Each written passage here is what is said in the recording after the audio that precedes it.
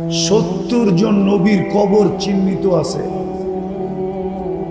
ফিলিস্তিনে, যেখানে মুসলমানদের প্রথম কাবা কেবলা, প্রথম কেবলা, যেখান থেকে মুহাম্মদুর রাসূলুল্লাহ সাল্লাল্লাহু আলাইহি ওয়াসাল্লাম আরশে গেছেন, বাইতুল মুকাদ্দাসের থেকে উপরে উঠছেন। জিজ্ঞাসা করেন উলামাদেরকে, ওইখানে বোম পড়ে কি করে? ফেরেশতা বোম আটকায় না কেন? আবাবিল উল্টা যায় ফিলিস্তিনে হামলা করে না কেন? ছোট পাথরের কণা দিয়া তো হাতিকে পাউডার বানাইলো। ওই পাথর কি দুনিয়ার থেকে বিলুপ্ত হয়ে গেছে? কোন আলেম বলতে পারবে? কোন পীর বলতে পারবে যে ওই পাথর এখন আর দুনিয়াতে নাই? যেই পাথর দিয়া হাতিকে পাউডার করছিলেন ওই পাথর দুনিয়াতে নাই? বলো হুজুররা, নাই? হ্যাঁ, কোথাও লেখা আছে ওই পাউডার, ওই পাথর নাই? আল্লাহ আবাবিলকে হুকুম দেয় না কেন? উঠা পাথর মার ইসরায়েলের মাথার উপরে, দেখি ওদের বিল্ডিং পাউডার হয় কিনা, ওদের ট্যাঙ্কগুলা পাউডার হয় কিনা, ওরা পাউডার হয় কিনা। কই আবাবিলকে তো হুকুম দেন না। কারণ এটাই, সব দিছেন যিনি, আজকে ওনাকেই আমরা বৃদ্ধা আঙ্গুল দেখাইতেছি।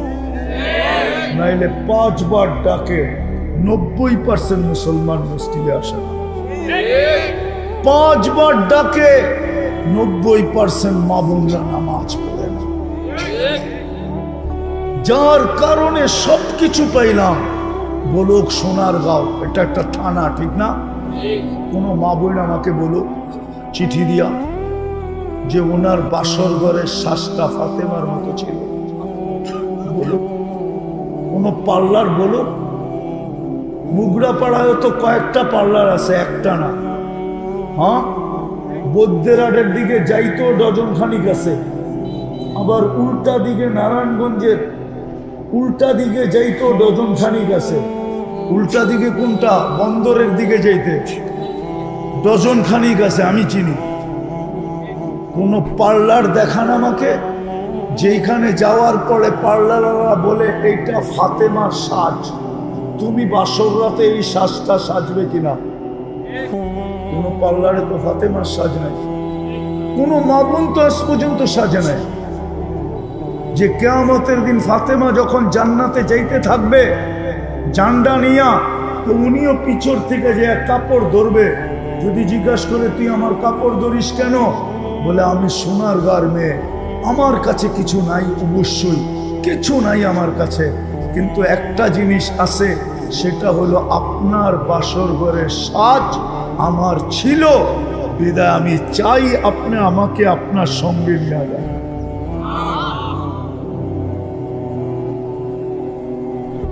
সবই তো বাদ দিলাম, শুধু নামাজটাই তো ধরলাম। ওই নামাজটা তো 90 ভাগ পড়ে না। এই জন্য আসেন, আজকে তওবার সময়। তওবা এখনো যদি তওবা না করলাম আর তওবায় অভ্যস্ত না হইলাম, তাইলে কোরআনে কিন্তু একটা জটিল ইঙ্গিত আছে, জটিল। আপনারা বুঝবেন কিনা জানি না, আলেমরা হয়তো বুঝতে পারে। ইয়াস্তাবদিল কওমান গায়রাকুম, তোমাদেরকে মাটির সাথে মিশিয়ে দিব, তোমাদের জায়গায় অন্য কাউকে নির্বাচিত করব।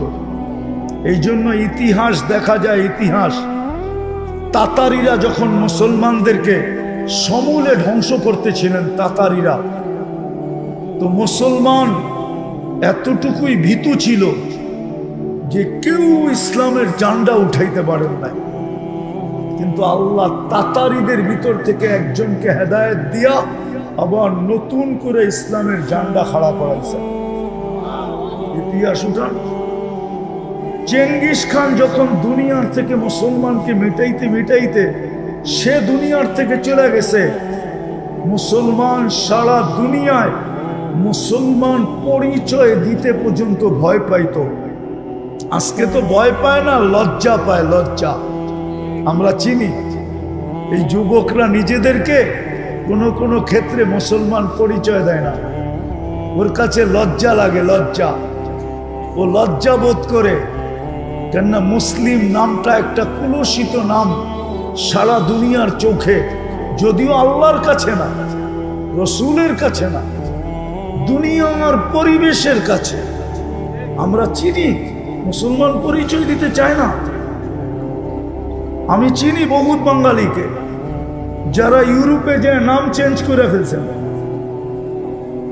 যারা আমেরিকাতে যে নাম চেঞ্জ করে ফেলছেন।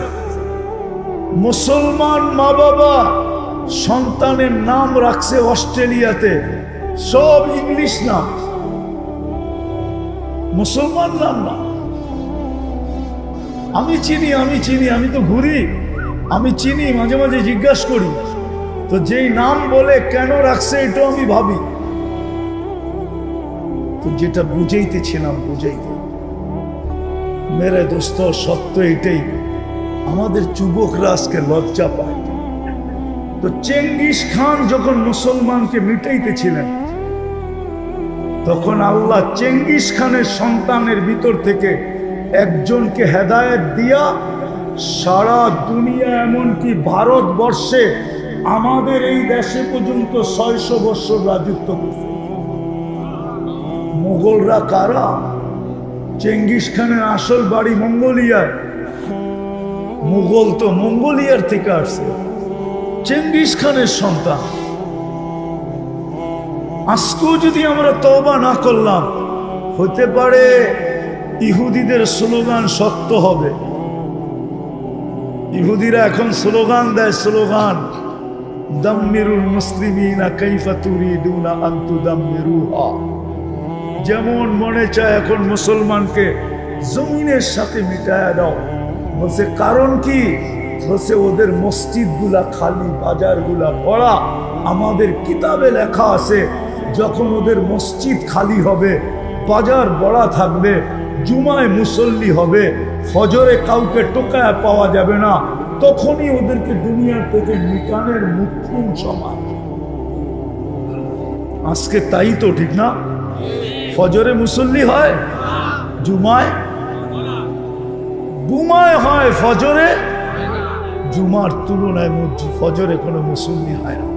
এই জন্য ওরা স্লোগান দিতেছে এখনই সময় মিটাও, সারা দুনিয়ার থেকে মেটায় দাও, মুখ্যম সময় এখন। এই জন্য আসেন তওবা করি। করবেন? কে কে করবেন দেখি? পাক্কা মনের থেকে? বিলকুল। তাহলে আল্লাহকে বলে দেন, আল্লাহ অতীত থেকে তওবা করলাম। বলেন বলেন বলেন, হাত উঠাই বলেন, আল্লাহ অতীত থেকে তওবা করলাম। আপনি আমাদের তওবা কবুল করেন, আমাদের গুনাহ মাফ করে দেন। নামান আজকের থেকে অঙ্গীকার করেন, একটাই করেন। আমি যুবকদেরকে পায়ে হাত দিয়া বলব, এর চেয়ে বড় অপরাধ কিচ্ছু নাই। আল্লাহ শুধু শুধু নারাজ হন নাই, অন্য গুনায় আল্লাহ এত নারাজ হন নাই যত একটা গুনায় নারাজ হতেছে। আর এটা যৌক্তিক, কোনো অযৌক্তিক না। মালিক কর্মচারীকে বারবার ডাকলো আর কর্মচারী বারবার বাহানা দেখাইলো, ওই ওর চাকরি থাকবে? হ্যাঁ, ডেলি আল্লাহ ডাকে 5 বার, আর আপনি বলেন কি আমি বিজি, কি আমি কি ব্যস্ত। এর চেয়ে বড় অপরাধ কিচ্ছু নাই, কসম খোদা। এর চেয়ে বড় অপরাধ যদি বোঝেন তো প্রমাণ দিন। আচ্ছা, রোজার জন্য শুধু চাঁদ উঠায়া দেন, ঠিক না? চাঁদ দেখি আমরা কি বুঝি? রোজা, ঠিক না? হজের জন্য চাঁদ উঠায়া দেন, ঠিক না? চাঁদ উঠলেই আমরা বুঝি কি হজে যেতে হবে, ঠিক না? যাকাত দেওয়ার জন্য মালদার বানায় দেন, ঠিক না? সত্য তো। শুধু একমাত্র নামাজ, যেটার জন্য নিজে দায়িত্ব নিছেন, আমি 5 বার ডাইকা আনি, বোঝাইতে পারি না। বোঝা গেল এটার অপরাধ সবচেয়ে বড়। এই জন্য আজকের থেকে অঙ্গীকার করেন, যার নামাজ কোনোদিন ছাড়ব না। ওয়াদা? পাক্কা? সত্য? নামাজ ছেড়ে যুবক যা মনে চায় তা কর, আমার কোনো আপত্তি নেই। তোমাকে তোমার উপরে আল্লাহ আমাকে চৌকিদার বানান নাই। তোমার উপরে 3 ধরনের চৌকিদারি চলতেছে, কিরামান কাতিবিন ইয়ালামুনা মা তাফআলুন। ভিডিও চলতেছে 24 ঘন্টা, যা করো সব ভিডিও চলতেছে। শুধু শুধু লেখক লেখেন নাই, 2 কান্দে 2 মোহরি লিখতে আছে ডায়েরি।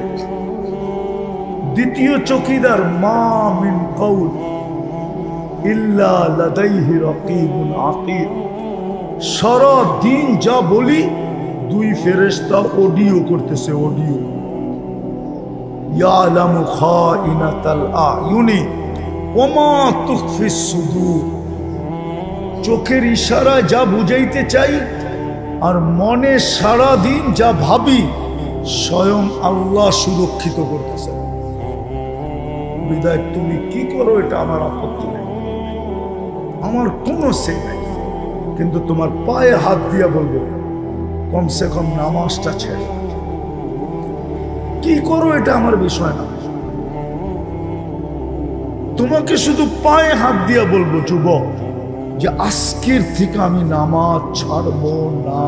না না না, পারবা? পারবা? কোন যুবক পারবা দেখি? আল্লাহ কবুল করো।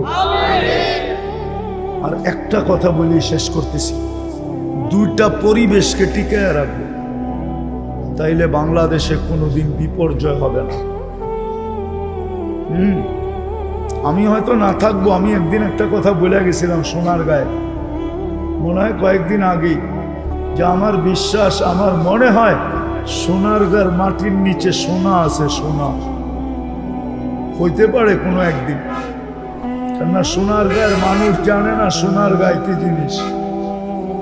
সোনারগাঁর মানুষ জানে না সোনারগাঁও কি জিনিস। সোনারগাঁও ওই জায়গা যেখানে 800 বৎসর আগে পুরো ভারতবর্ষের ভিতরে সর্বপ্রথম যেখানে হাদিসের দর্শ হয় ওটা সোনারগাঁও। আবু তৈয়মা রহমতুল্লাহ আলাইহি 800 বৎসর আগে 1268 সনে সর্বপ্রথম উনি এখানে বসে হাদিস পড়াইছেন। আমার বিশ্বাস ওই হাদিসের নূর এই মাটির নিচে যায়া আমার মনে হয় এইটার নিচে সোনা আছে। সোনা হইতে পারে, আমি নাও থাকতে পারি, একদিন হয়তো পাইতে পারে। আপনারা সোনারগাঁও চিনেন না, তো যেটা বুঝাইতেছিলাম 2টা পরিবেশ আমরা ধরে রাখি, তাইলে বিপর্যয়ের থেকে বেঁচে যাব না। বাংলাদেশের একটা আধ্যাত্মিক ইতিহাস আছে যেটা বাংলাদেশিরা জানে না। কেন এত লম্বা ইতিহাস কেউ পড়ে না, 1400 বছর আগের ইতিহাস কেউ পড়ে না। কিন্তু আমার এটা জানা আছে, ওই ইতিহাসটা বাংলাদেশের আছে। যাক, আবার কখন আসলে ওই ইতিহাস শোনাবো না। কিন্তু 2টা পরিবেশকে ধরে রাখি, একটা হলো মসজিদ মাদ্রাসার পরিবেশ। মসজিদ মসজিদ আমি কিন্তু চান্দা করব না, ভয় পায়েন না। মসজিদ মাদ্রাসার পরিবেশ এটা দুনিয়াতে বাংলাদেশ বিরল, বাংলাদেশের মতো কোথাও নাই। দ্বিতীয় হলো আলেম ওলামা আল্লাহওয়ালার পরিবেশ, এটা বাংলাদেশের মতো দুনিয়ার কোথাও কোথাও কোথাও নাই, কোথাও নাই। আমি কিন্তু ওই দেশ চিনি যেই দেশে তাসকিয়ার জন্য আপনারা তো রাগ হয়ে যাবেন বলবো, হ্যাঁ, পাগড়ি পরলেই হয় আর বৎসরে 2 বার গেলেই হয়, ঠিক না? এটাই তো। চলেন আমি এক দেশে নিয়ে যাব যেখানে মাসের পর মাস কুব্বার ভিতরে বসা তসবি টানতে হয়, চেইনালা তসবি, একটা লা ইলাহা আর একটা ইল্লাল্লাহ। ওই দেশ আমি চিনি, আমি গিয়ে আসছি। ওই দেশে 2 বছর না কাটাইলে, 1.5 বছর না কাটাইলে না পাগড়ি দিব, না আপনার সবাই আইতে দিব। 4 মাস কাটাইতে হবে, 1 বছর কাটাইতে হবে, 2 বছর কাটাইতে হবে। আমি একজনকে চিনি, আমাদের বড় জিম্মাদার সাথী। আমি জিজ্ঞেস করছিলাম, তুই আগে কই ছিলি? কিন্তু মহাত্মা সগীরা। বলে এখন কোথায় আসিস? মহাত্মা কবিরা। আমি আগে ছোট লোকাল স্টেশনে ছিলাম, এখন জংশনে আইছি। জংশন আমি আগে কই ছিলাম? লোকাল স্টেশনে ছিলাম, এখন আমি জংশনে আইছি। জংশনে আরব দেশ। ওই দেশেও এই পরিবেশ নাই যেই পরিবেশ হইয়াছে। দুটারে ধরে রাখেন। যদি কিছু দিতে হয় মাঝে মাঝে কিছু দিয়েন, বেঁচে থাকবেন। এই পরিবেশ না থাকলে বেঁচে থাকবেন না। আমি চান্দা করব না, এই জন্য যখনই আপনাদের কাছে কেউ আসে, মসজিদ মাদ্রাসা নিয়া আলেম ওলামা যদি আসে, তো যতটুকু পারেন সহযোগিতা করেন। করবেন? হ্যাঁ, কে কে করবেন দেখি? আল্লাহ কবুল করুক। কেননা হুজুরে আমার জন্য কিছু রাইখা যায় নাই, কেননা রুমাল পর্যন্ত হুজুরে চালায়া চলে গেছে। তো এখন আমার আর চান্দা করার কিচ্ছু রাইখা যায় নাই, বিধায় আমি এখন চান্দা করতে রাজি না। রুমালও যদি রেখা যেত তাহলে হয়তো রুমাল চালাইতাম, কিন্তু হুজুর তো সবই করে গেছে, ঠিক না?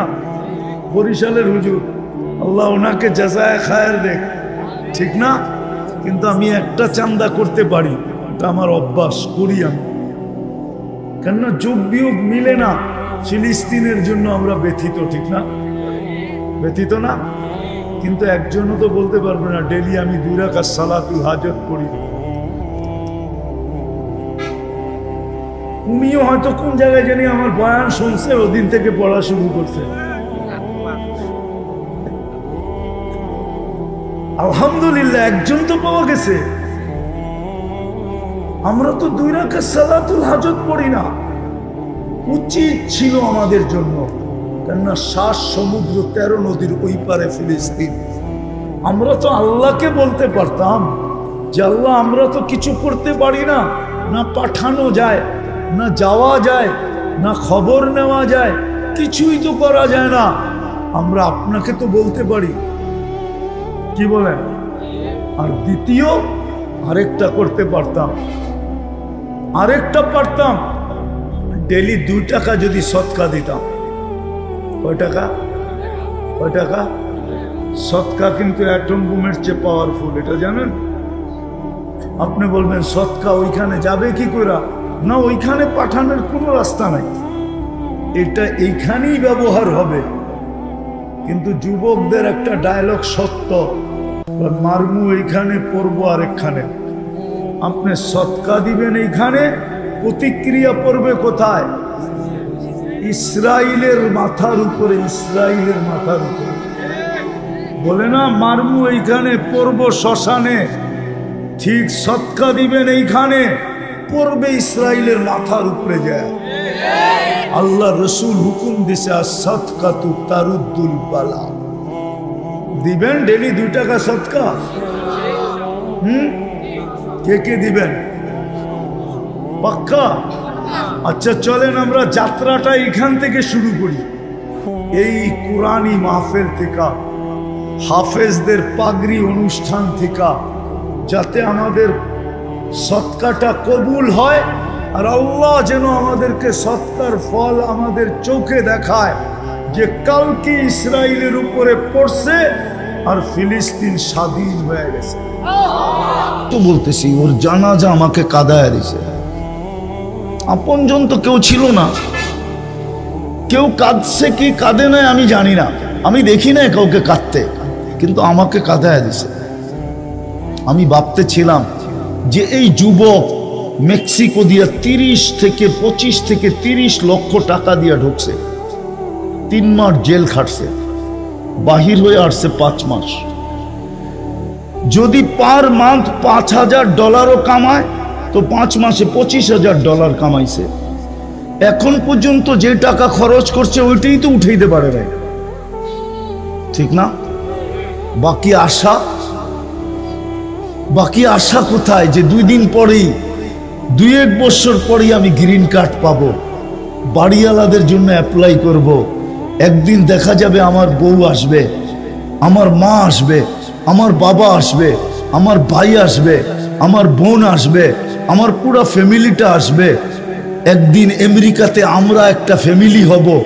কত আশাই তো সারা রাত্রে খালি বুনতে থাকতো, সব দুলিশাত। যুবক, তোমাদেরকে আল্লাহ এটাই বোঝায়, শাবাব লা ইয়াক্তারুকা শাবাব। যুবক, যৌবন যেন তোকে ধোঁকা না দেয়। যৌবন কিন্তু ধোঁকার জিনিস, তোকে যেন ধোঁকা না দেয়। কাম মিন শাব সাবাকাকা ইলাল মাউত। কত যুবককেই তো আমরা যৌবন অবস্থায় উঠায় নিছি। আশা কোথায়, আকাঙ্ক্ষা কোথায়, স্বপ্ন কোথায়, সব দুলিশাত। আবার আমাদেরকে আল্লাহ সতর্ক করে, ইবনে আদম লা তাফরাহ বিদুনিয়াইকা। সোনারগার মানুষ, ডেলি বাড়ির থেকে সোনা ওঠে বইলা হারায় যেও না, বিমুখ হয়ে যেও না। মনে করেন উঠলো সোনারগাঁও, সোনা উঠতেও পারে এখান থেকে, ঠিক না? কি নাম, কি কি? আর আমার মনে হয় উঠতেও পারে সোনা। এটার একটা প্রমাণ আমার কাছে আছে।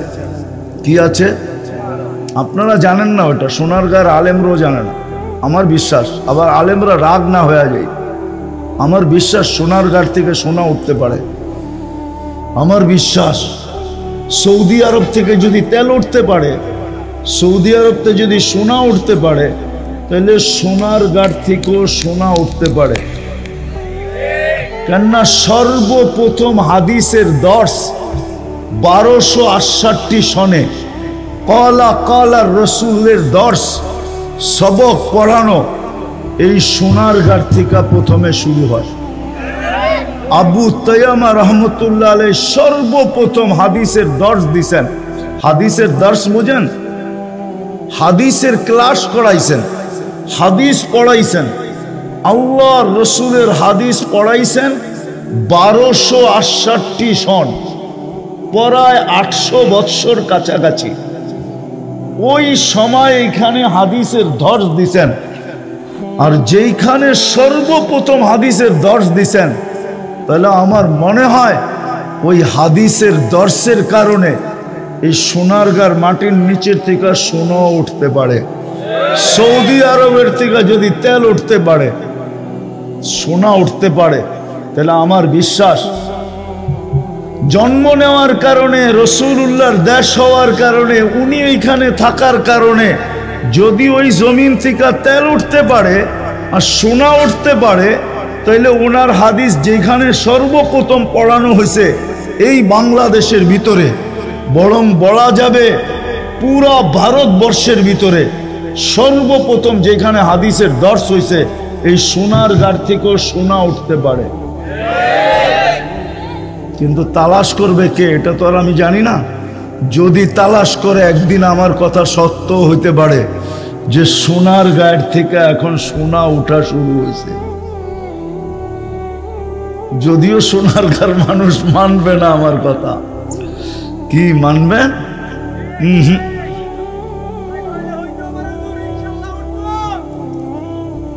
কেননা হাদিসের দর্শ হইছে সর্বপ্রথম কলা কলার রাসূল সাল্লাল্লাহু আলাইহি ওয়াসাল্লাম।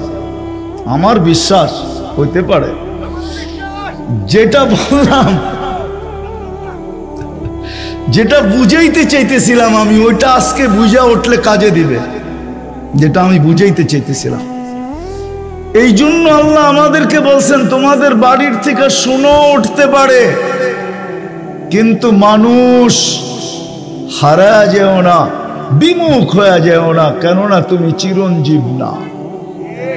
তুমি চিরঞ্জীব না, চলে যেতে হবে। বিদায় একটা কথা বুঝাইতে চাইতে এতগুলা কথা বললাম। আজকে যে আল্লাহ ইচ্ছা স্বাধীনতা দিছেন, রব্বে কাবার কসম, যুবক যদি তার ইচ্ছা স্বাধীনতাকে, নারী যদি তার ইচ্ছা স্বাধীনতাকে, পুরুষ যদি তার ইচ্ছা স্বাধীনতাকে, শিক্ষিত যদি তার ইচ্ছা স্বাধীনতাকে, প্রত্যেক ব্যক্তি যাকে মুসলমানের ঘরে আল্লাহ অস্তিত্ব দিয়েছেন, নিজে নির্বাচিত করা। কে নির্বাচিত করা? আল্লাহ নিজে নির্বাচিত করা। শুধু মুসলমান না, আরো বড় একটা পুরস্কার আছে। শুধু মুসলমানের ঘরে নির্বাচিত করেন নাই, উম্মতে মুহাম্মদী হিসাবে বাছাই করছেন। কি করছেন? যতবার সুবহানাল্লাহ বলবেন কম হবে, যতবার শুকরিয়া আদায় করবেন কি হবে? কম হবে। রব্বে কাবার কসম, যত শুকরিয়া আদায় করব কম হবে। আপনি উম্মতে মুহাম্মদী হিসাবে বাছাইকৃত, নির্বাচিত হয়েছেন। কোরআন বলে হুয়াজতাবাকুম, আপনি সমগ্র জাতির ভিতরে শ্রেষ্ঠত্বের মুকুট পাইছেন। কুনতুম খায়রা উম্মাহ, আপনি সমস্ত জাতির ভিতরে সবচেয়ে বেশি সুযোগ সুবিধা পাইছেন। আপনার মতো সুযোগ সুবিধা কেউ পায় নাই। আপনি যদি এক লাইলাতুল কদর ধরেও, যদি এক লাইলাতুল কদর পায়েও যদি 80 বছর কাটায় দেন আর কিচ্ছু না করলেন, আর আপনি যদি কবরে চলে গেলেন, আল্লাহ যদি জিজ্ঞাসা করলো তুই কি নিয়ে আসছিস, তো আপনি বুক ফুলায় বলতে পারবেন এক লাইলাতুল কদরই তো 83 বছর, আমি তো দুনিয়ায় ছিলাম 80 বছর, 80 থেকে 80 বাদ দিয়া দেন, তারপরও তো 3 বছর 4 মাসের পাওনা আমি আপনার কাছে, আপনি আমার কাছে পাবেন কোথায়? বিদায় আমি কথার শেষ জায়গায় চলে আসছি, আর বাড়াইতে চাইতেছি না কথায়, বিলকুল শেষ জায়গায় চলে আসছি। কেননা মানুষকে স্বাধীনতা দেওয়ার কারণে মানুষকে আল্লাহ ইচ্ছা স্বাধীনতা দিয়েছেন। ইচ্ছা স্বাধীনতা বোঝেন তো? মানুষকে আল্লাহ ইচ্ছা স্বাধীনতা দিয়েছেন বিদায়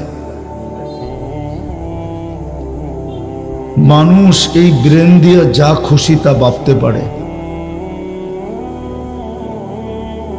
বিবেককে যে কোনো কাজে লাগাইতে পারে, যে কোনো বিদ্যায় বিদ্বান হইতে পারে, যেমন খুশি তেমন চলতে পারে।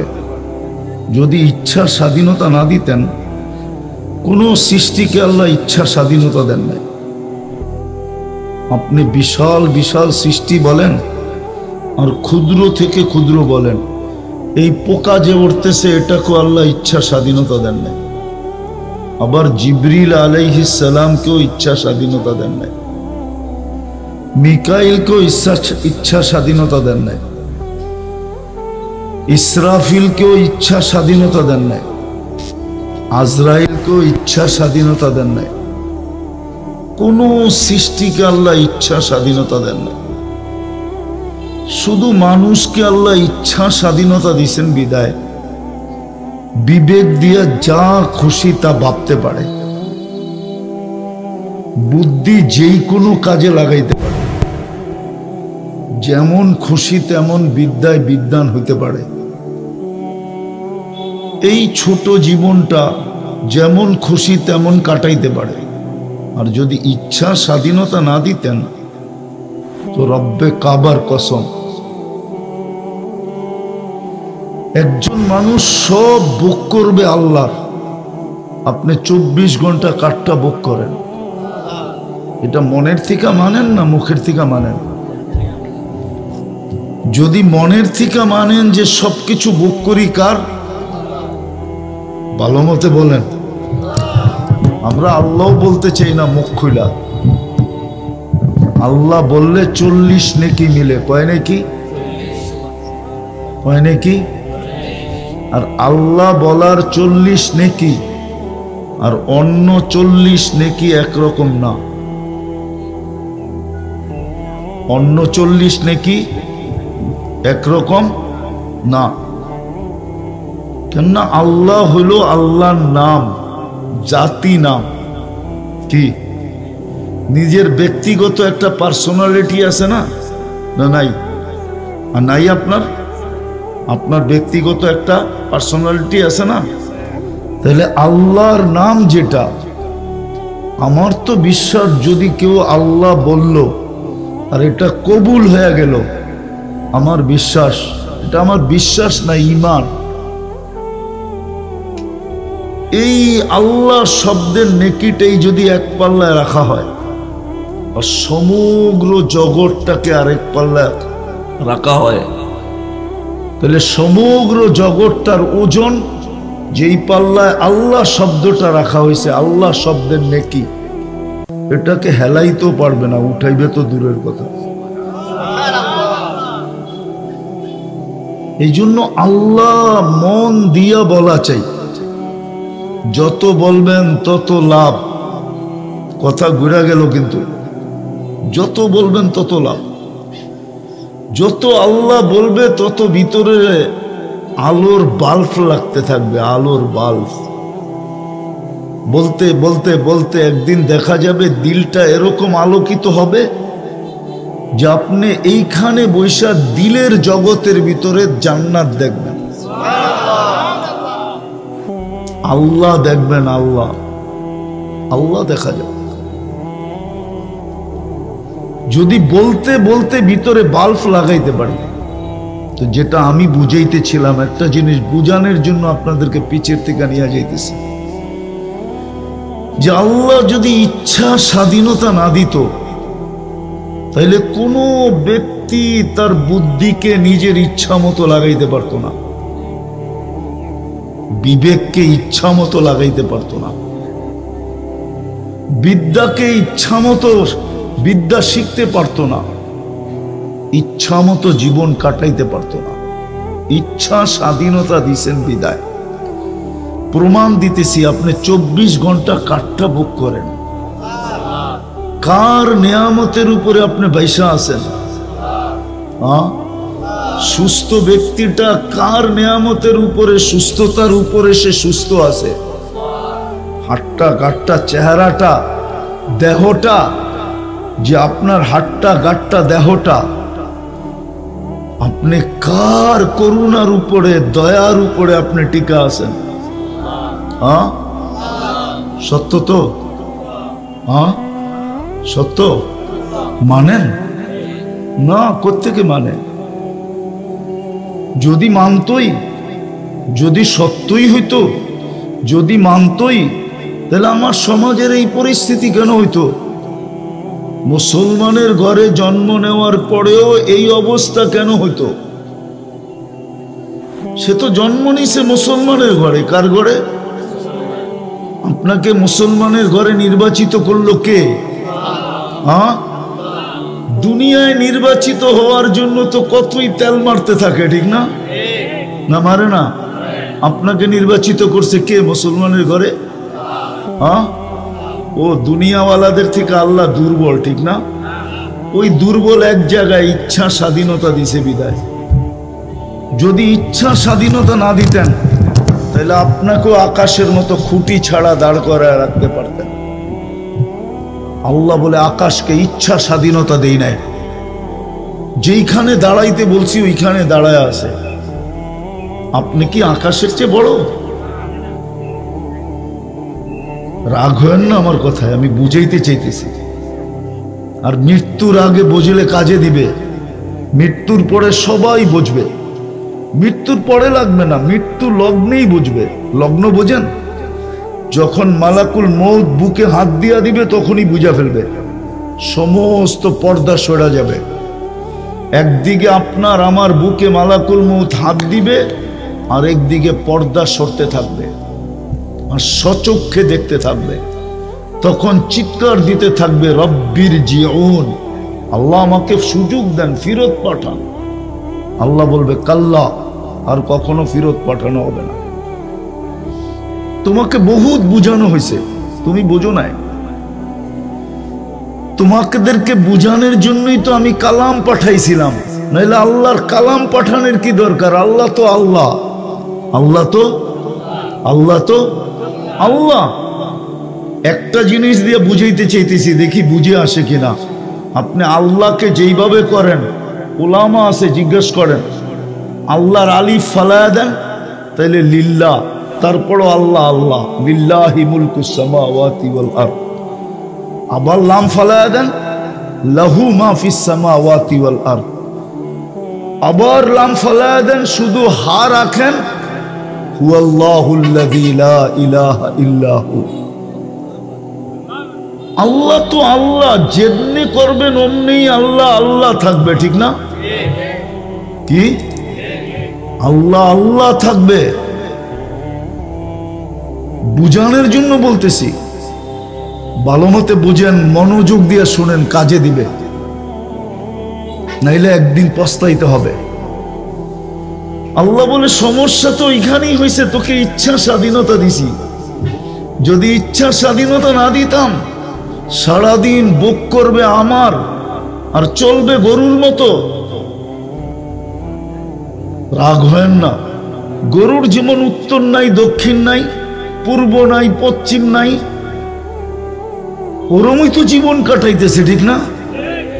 সামান্য দুনিয়ার ব্যক্তিত্বের কাছে একটু কাছের হওয়ার জন্য সারাদিন পিছ পিছ ঘুরতে থাকে, না ঘুরে না? হ্যাঁ না ঘুরে না? ঘুরে, সত্য তো। হ্যাঁ, ওরে যদি জিজ্ঞাসা করি তুই আজকে সারাদিনে আল্লাহর কাছে কয়বার গেছিলি বল? আল্লাহর কাছে যাওয়া তো যায় ডেলি, না যাওয়া যায় না? কয়বার যাওয়া যায়? কমসে কম 5 বার। সারাদিন গেলেও তো না নাই। এই উম্মতকে তো আল্লাহ সুযোগ দিছেন, মাত্র 20 3 20 কত হয়? 3 20 না, 3 15 কত হয়? 3 15 না, ফতুয়া এটাও আছে 3 10 কত হয়? 30 মিনিট খালি আপনি কাছে যেতে পারবেন না।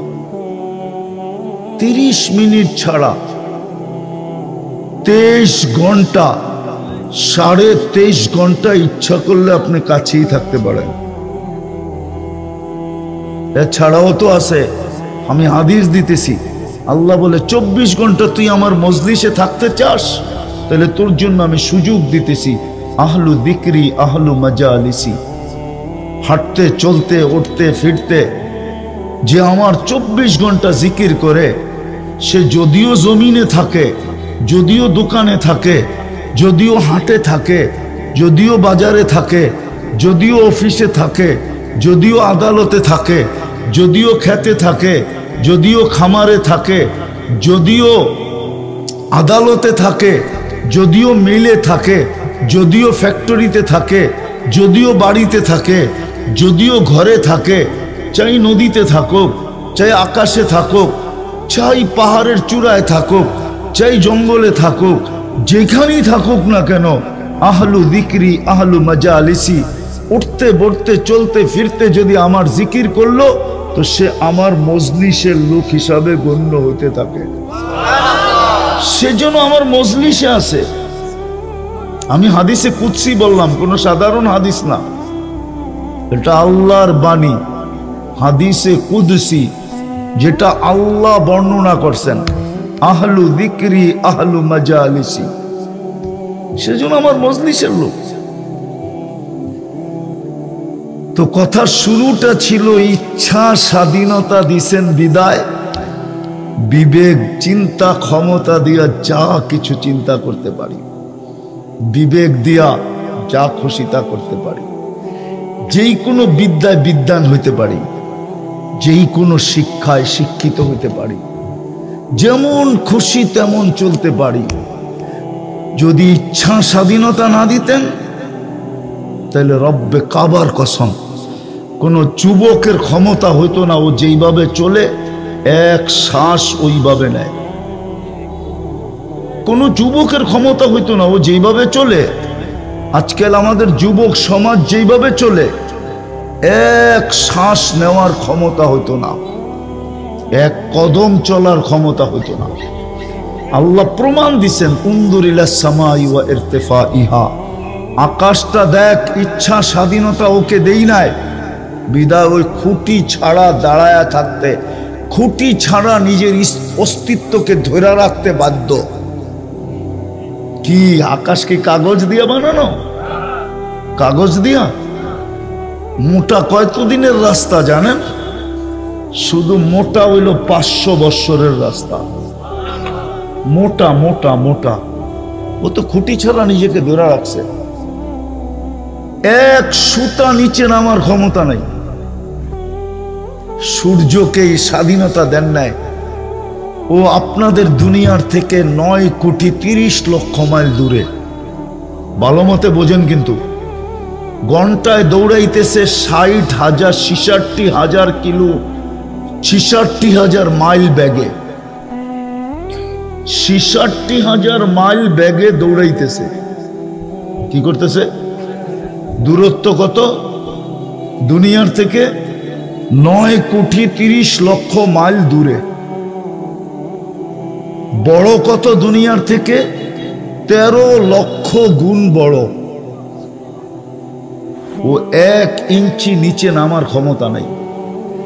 এক কিতাবে লেখা আছে, লাউ কদ্দামতু শিবরান লামুতুম জামিয়া, যে 1 বিঘা যদি নিচে নামায় দেয় সূর্য, তাহলে তাপমাত্রায় তোমরা সব মরে যাবে। তাপমাত্রায় মরো আর না মরো, চর্ম ক্যান্সারে তোমরা সব মরে যাবে। সব চর্ম ক্যান্সারে মরে যাবে 1 বিঘা যদি নিচে নামায় দেয়। যেখানে আসে ওইখান থেকে। রঙে আসি তো, সূর্যের আলোটা 3 বার ফিল্টার হয়। কয়বার? আপনার বাড়ির ফিল্টারটা কয়বার ফিল্টার হয়? আরে বলেন না কেন, বাড়িতে ফিল্টার নাই? পানি খাওয়ার ফিল্টার নাই? কয়বার ফিল্টার হয়? দূর মিয়া, আপনার বাড়ির ফিল্টার কি 3 বার ফিল্টার করে? কয়বার? সূর্যের আলো 3 বার ফিল্টার হয়।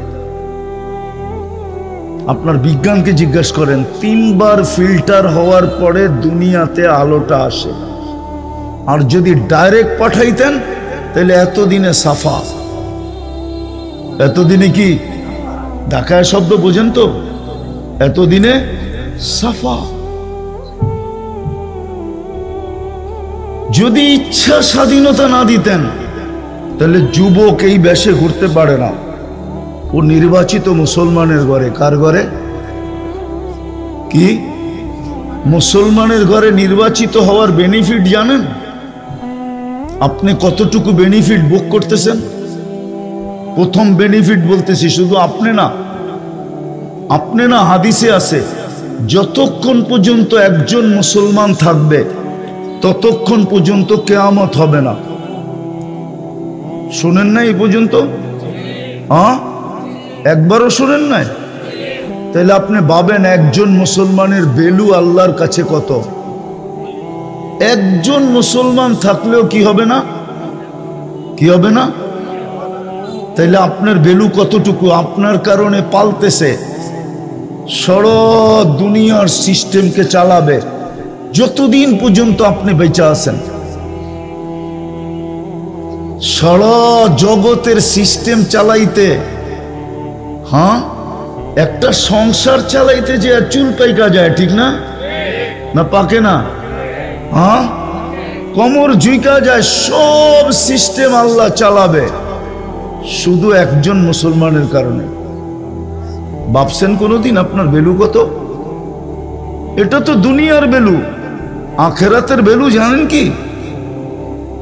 আমি তো বলি যে কাগজে মুসলমান, বাস্তবে মুসলমান না, শুধু কাগজে মুসলমান। আরেকটা বলতেছি, উম্মতে মুহাম্মদী বলি বটে। উম্মত হতে পারছি বিদায় আল্লাহ আমাদেরকে পুরো, এটাকে কি বলে, আরে ভুলা গেছি শব্দ, আল্লাহ আমাদেরকে বড়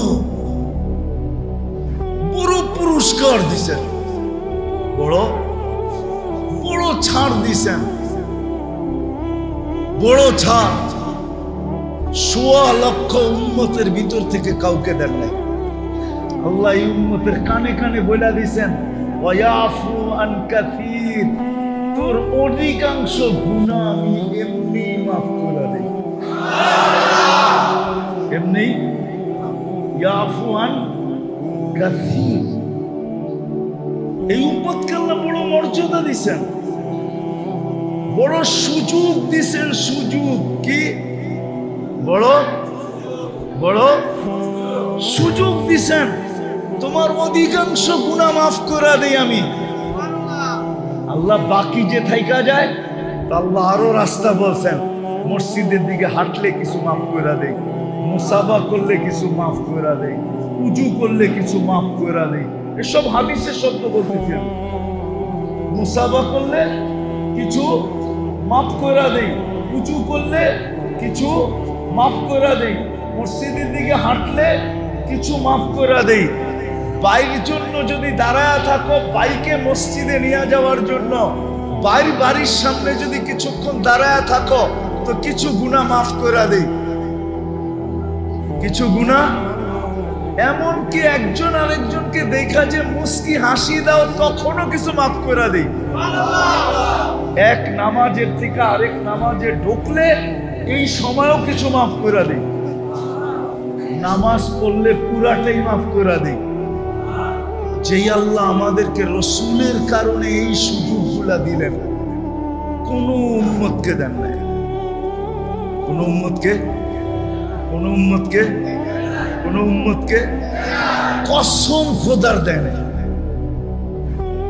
আমাদের সুযোগ সুবিধা দেখা নবীরা পর্যন্ত বলছে, আল্লাহ নবী হওয়ার দরকার নাই, উম্মত বানায় দেন। এত সুযোগ সুবিধা তো আপনি আমার উম্মতকে দেন নাই, কাউকে দেন নাই। এত সুযোগ, এত সুবিধা, এত ফজিলত, এত মর্যাদা। মুসা আলাইহিস সালাম বলছে আমাকে নবী বানায় দেন। দানিয়েল আলাইহিস সালাম বলছে আমার নবী হওয়ার দরকার নাই, আমি নবী হইতে উম্মত হইতে চাই না, আমার মৃত্যুর পরে আমাকে সুরক্ষিত রাখেন, আমাকে এতটুক সুযোগ দিয়েন, উম্মতে মুহাম্মদী যখন আসবে এরা যেন আমাকে কাফন পরায়া নিজেদের হাত দিয়ে একটু কবরে রেখে দেয়। আমি কিতাব থেকে বলতেছি যে রসুলের কারণে আমরা এত সুযোগ সুবিধা পাইলাম। রব্বে কাবার কসম, আমরা সমূলে বহুত আগে ধ্বংস হওয়ার যোগ্য ছিলাম, এখনো আছে। আমরা সমূলে ধ্বংস হওয়ার যোগ্য। আপনি খালি ধ্বংস দেখতেছেন, সমূলে ধ্বংস হওয়ার যোগ্য আমরা এখন। সমূলে ধ্বংস করা উচিত আমাদের। নাইলে বাংলাদেশে এই পর্যন্ত কয়জন বাবা সন্তানের হাতে জান দিছে বলেন? আমি আপনাদেরকে জাহেলিয়াতের কাহিনী শোনাইতেছি। আবু বকর সিদ্দিক রাদিয়াল্লাহু তাআলা আনহুর ছেলে আব্দুর রহমান বদরের যুদ্ধে মুসলমান হয় নাই, বদরের পরে মুসলমান হয়েছে।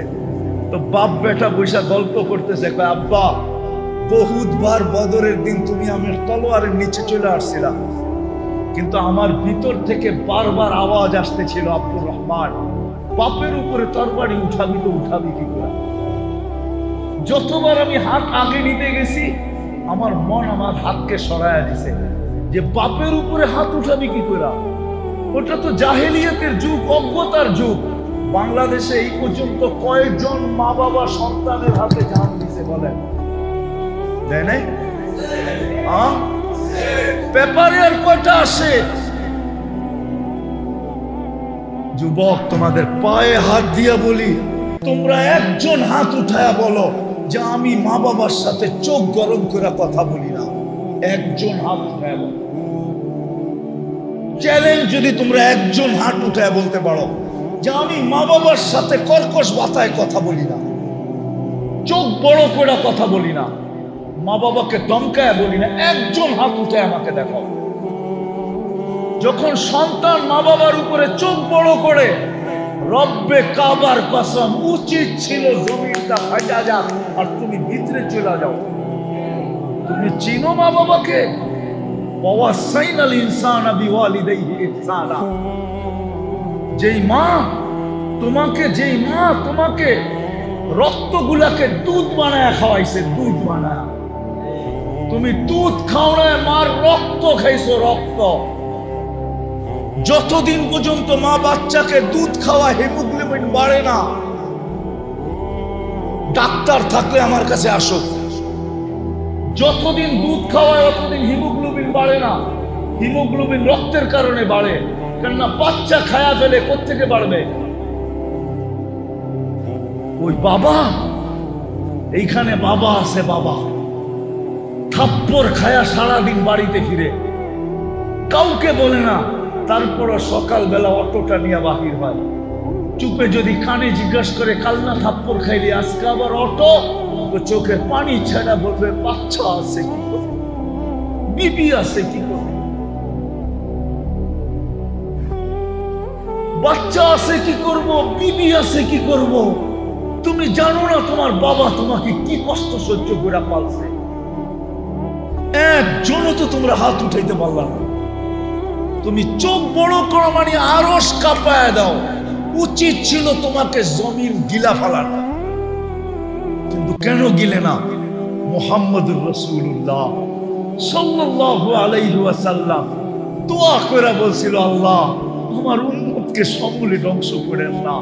কোন উম্মতের কাহিনী তো দেখি না, সবই তো সমূলে ধ্বংস করে দিছেন, আমার উম্মতকে ধ্বংস করে দিবেন। তো আল্লাহ বলছে, বন্ধু আপনার উম্মতকে করবো না, আমি অঙ্গীকার করতেছি, যা খুশি তা করুক, আমি সমূলে ধ্বংস করবো না। এই জন্য তুমি বেঁচে আসো। যে রসুলের কারণে এত বড় মর্যাদা পাইলাম, যে রসুলের কারণে এত বড় সুযোগ পাইলাম, যে রসুলের কারণে এত বেশি স্যাক্রিফাইস পাইলাম, যে রসুলের কারণে এত কিছু পাইলাম, আমরা উম্মত দাবি করি, ওই রসুলের আদর্শ কতটুকু মানে?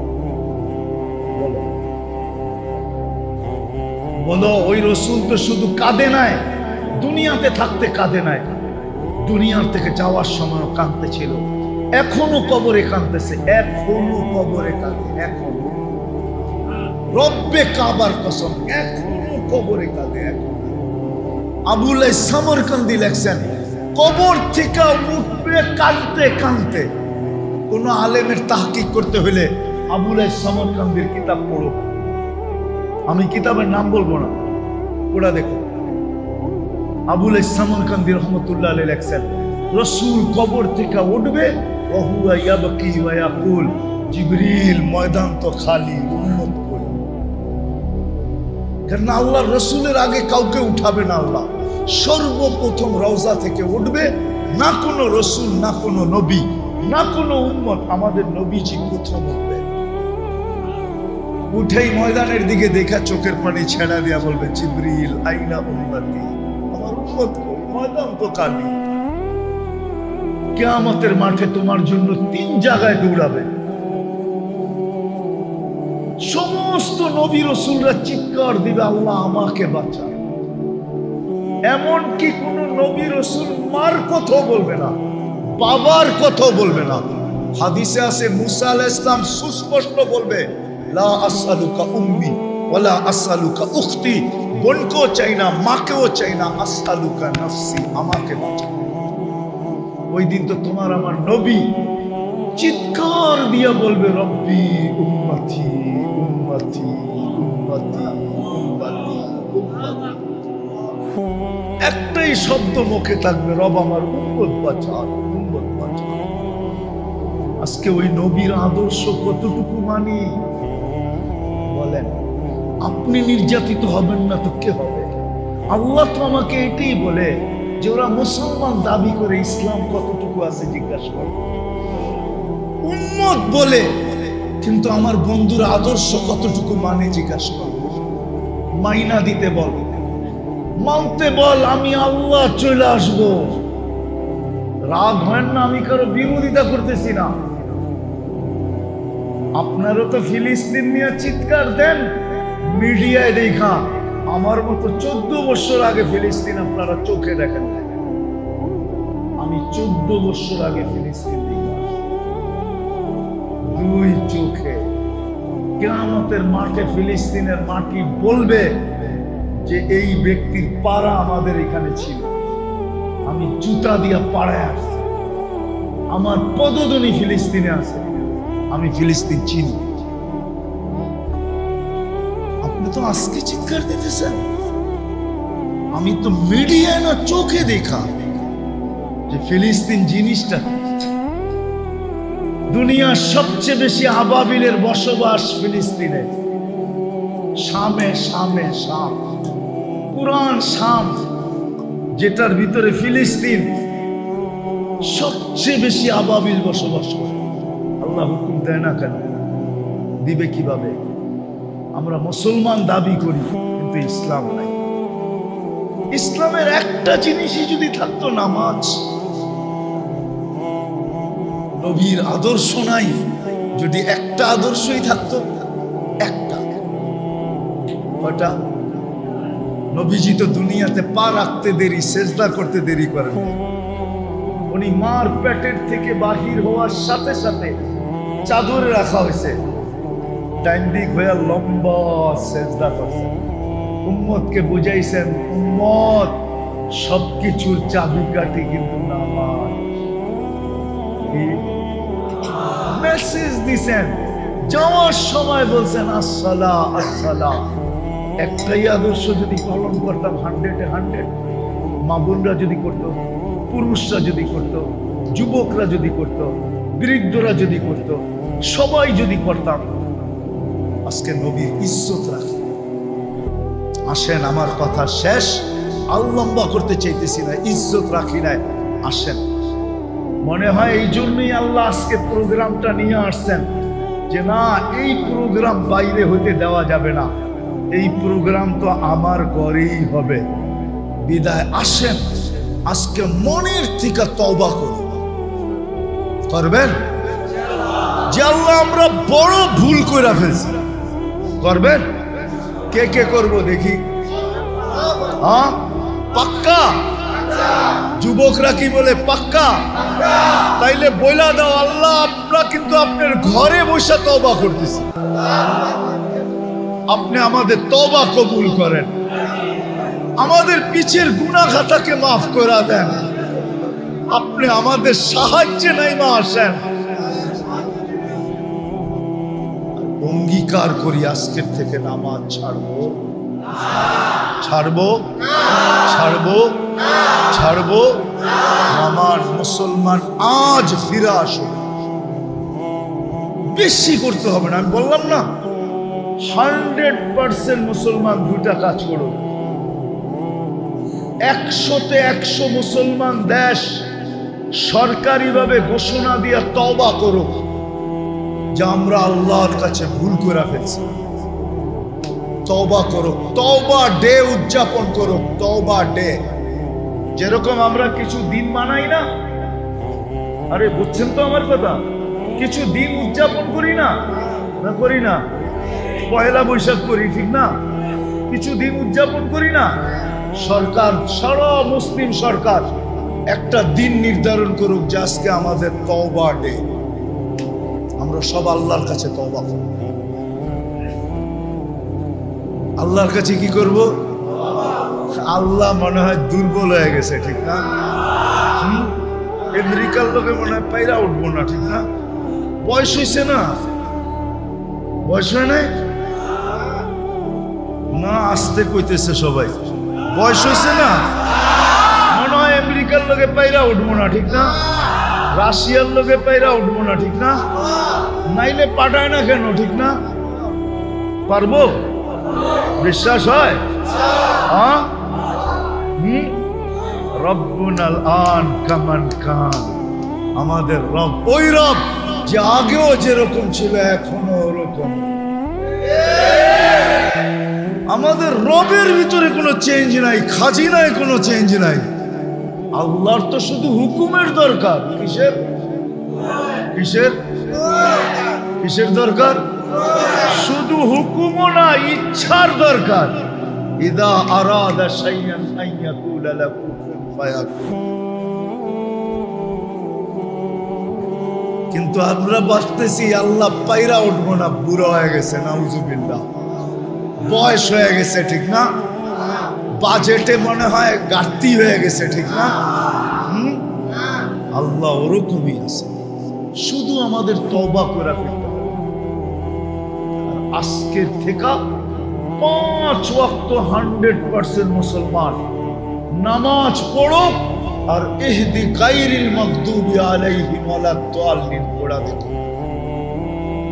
পড়া দেখো নামাজ শেষ করতে পারবে না, এদিক দিয়া খবর বাইসা আসতে থাকবে যে ওইখানে ধরছে, ওইখানে ধরছে, ওইখানে ধরছে, ওইখানে ধরছে। আল্লাহ 3টা কথা আমাকে বুঝাইয়া দিছে, হাদিসে কুদসির ভিতরে আছে। আল্লাহ বলে লাউ আমারতুল আরদা লাক্তালাআত কাফি বাতনিহা, বেশি কিছু লাগবে না, আমি জমিনে হুকুম দিব সবাইকে পেটের ভিতরে নিয়ে আসবে। লাউ আমারতুল বাহরা লা আগরাকাত কাফি কারিহা, তোমরা কি জানো আমেরিকা কোথায়? দুই দিকে কি দুই দিকে, একদিকে আটলান্টিক আর একদিকে কি সাগর? প্রশান্ত মহাসাগর, প্যান প্যাসিফিক। দুই দিক দিয়ে দুটোটা পার হইতে 8 ঘন্টা লাগে। কয় ঘন্টা? প্যান প্যাসিফিক পার হইতে 8 ঘন্টা লাগে। টোকিও টু লস এঞ্জেলিস 8 ঘন্টা লাগে পার হইতে। আর আটলান্টিক পার হইতে 8 ঘন্টা লাগে। কয় ঘন্টা? সমুদ্রকে হুকুম দিতে দেরি, পেটে নিতে দেরি করবে না। আল্লাহ বলে লাউ আমারতুল বাহরা লা আগরাকাত কাফি কারিহা, ফেরেশতাকে হুকুম দিতে দেরি, সাইজ করতে দেরি করবে না। সাইজ আমি কিতাব দেখা বলতেছি না, চোখে দেখা বলতেছি। দুনিয়াতে যত জাতিকে আল্লাহ সাইজ করছেন, আমার হাতের করে গুনতে হবে কোনটা বাদ আছে কিনা, বাকি সব আমার দুই চোখে দেখা শেষ। এই জন্য আমার ভিতরে অন্য জিনিস কাজ করে, কেন আমি চোখে দেখছি আর আরেকজনে কিতাব পড়ছে। সমান? কোরআনের যত ধ্বংসস্তূপ আছে সব আমার চোখে দেখা শেষ। আমি 60 ফিট আলা, 60 হাত লম্বা, 120 ফিট ওয়ালা কওমে আদের মাথার খুলিও দেখছি। মাথার খুলিটা এখনো রাখা আছে, আমি 2 চোখ দিয়ে দেখা আসছি, ওদের এলাকা দেখা আসছি। আমাকে বুঝিয়ে দেওয়ার জন্য আমি আপনাদের পায়ে ধরে আসেন, আমরা সারাদিন আল্লাহর কাছে তওবা করি আর 5 ওয়াক্ত নামাজ পড়ি আর আল্লাহর কাছে দোয়া করি। রব্বে কাবার কসম, আল্লাহ মুসলমানের হাত কালো করতে চান। বাংলা একটা কথা বলে, মশা মেরে হাত কালো করার ইচ্ছা ছিল না, সুযোগ পেলে কামড় মারে শান্তি আমায় দিও না। আল্লাহ মশা মেরে মুসলমানের হাত কালো করার ইচ্ছা রাখেন না। আল্লাহ নিজে লড়বে, নিজে নিজে নিজে নিজে। আল্লাহর কাছে ডিফেন্সের অভাব নাই, আল্লাহ আমাদেরকে দিয়ে লড়াবে না।